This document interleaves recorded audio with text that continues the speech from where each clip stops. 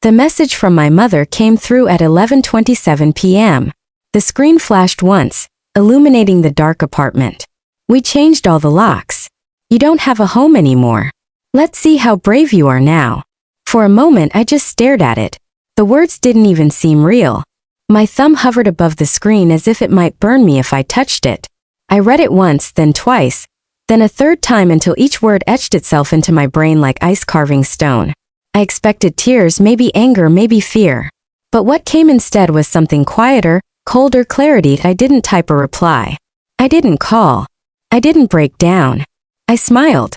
Because the truth none of them seemed to understand was that home wasn't a building. It wasn't theirs to take. And what happened next would rip apart the comfortable empire they'd built on greed, lies, and my obedience. I didn't regret a single second of it. If you've ever been used, drained, and discarded by your own family, the people who should have protected you, then you already know the flavor of this kind of betrayal. Because this story isn't about revenge for revenge's sake. It's about justice delivered with paperwork and precision. It's about what happens when family greed meets legal strategy and loses. My name is Jessica Chan. I'm 28, a data-minded numbers nerd with a memory built for details, which turned out to be both my curse and my salvation. I grew up in a tidy 2-story colonial in Portland, Oregon, with white shutters on the windows and a maple tree that dropped red leaves every autumn. From the outside, anyone would have called us the perfect family. Inside those walls, perfection was a performance, and I was the stagehand keeping the show running. The exploitation started innocent enough, or what passes for innocent when you're too young to see patterns. I was 14 when my father started giving orders instead of requests. Jessica, grab the ladder, we're fixing the gutters. Or Jessica, come hold the flashlight. Weekends disappeared into sawdust and sweat. While other girls experimented with makeup and gossip, I was sanding fences and climbing onto roofs. My palms were a patchwork of cuts from handling tools too heavy for my age. My back ached constantly, but every complaint earned the same rehearsed response.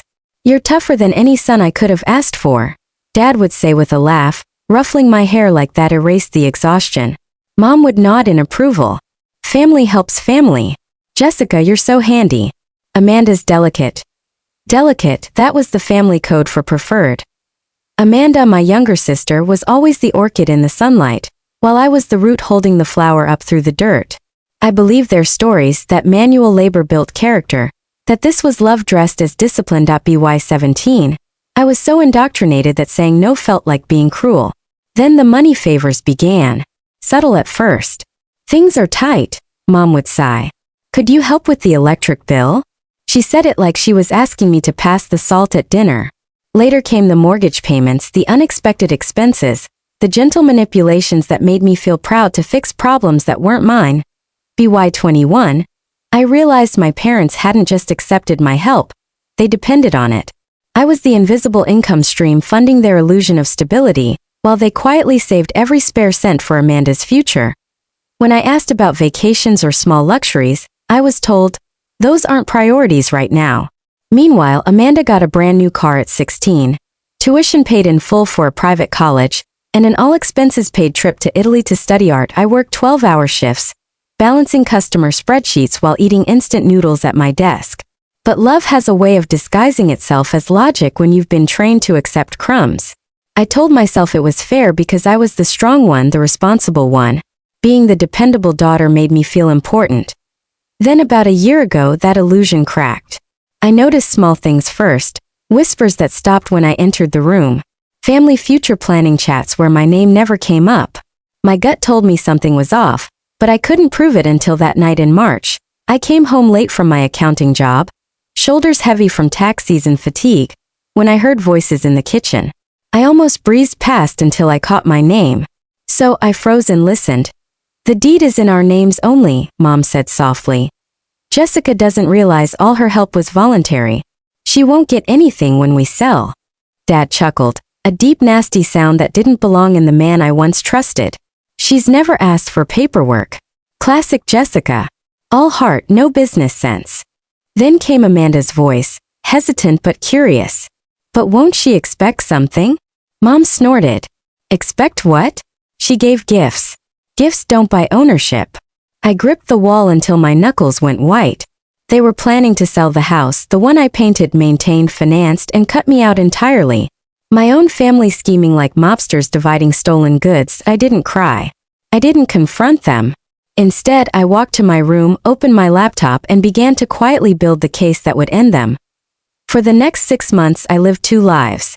By day, mild-mannered accountant. By night, document hunter. Every receipt, every email, every digital transfer. They all became puzzle pieces in a legal blueprint. Dad's arrogance was my secret ally. He never kept clean books. He'd send me quick transfers from my account to his with vague notes like, help, or temporary. I cataloged everything. $47,000 in mortgage contributions, $23,000 in renovation supplies, $15,000 more in utilities I'd covered when they claimed financial strain, $85,000 total, all neatly traced back to me.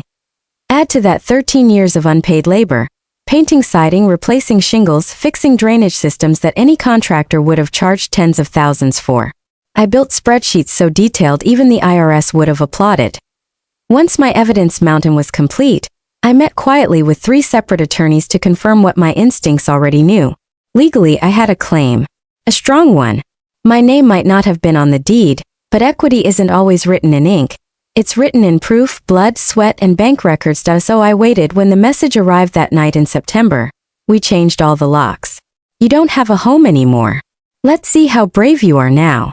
It didn't break me. It completed the picture. That smug haha at the end was the final nail in their narrative of cruelty. It proved intent. It made their motives crystal clear. They thought they were shutting me out. What they'd actually done was hand me the last puzzle piece I needed to burn their little empire to ash.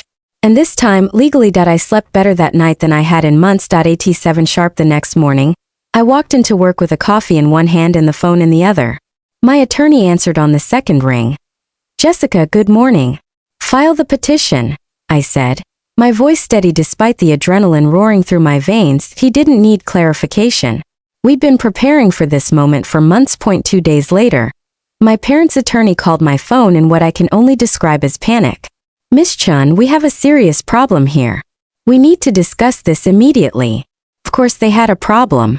Their iron cage of control had cracks, and I just widened them into a complete fracture. But I didn't call back right away. I wanted them to sweat. I wanted them to realize that the daughter they'd been using and dismissing for years had grown into a woman who understood exactly how power worked. The confrontation came the following week in a sterile mediation conference room downtown. Fluorescent lights hummed overhead, casting everything in harsh, unforgiving clarity. A long table dominated the space with my legal team on one side and theirs on the other. They walked in first, my father red-faced and blustering, my mother trying to maintain her usual air of superiority, and Amanda looking confused and slightly terrified. For the first time in months, I was in the same room with all 3 of them and I felt nothing. No anger. No sadness. No residual love. Just cold, professional focus. I didn't make eye contact with any of them. Instead, I placed a thick manila folder on the table and slid it toward the center. What's this? My father demanded, and my attorney opened the folder with deliberate precision.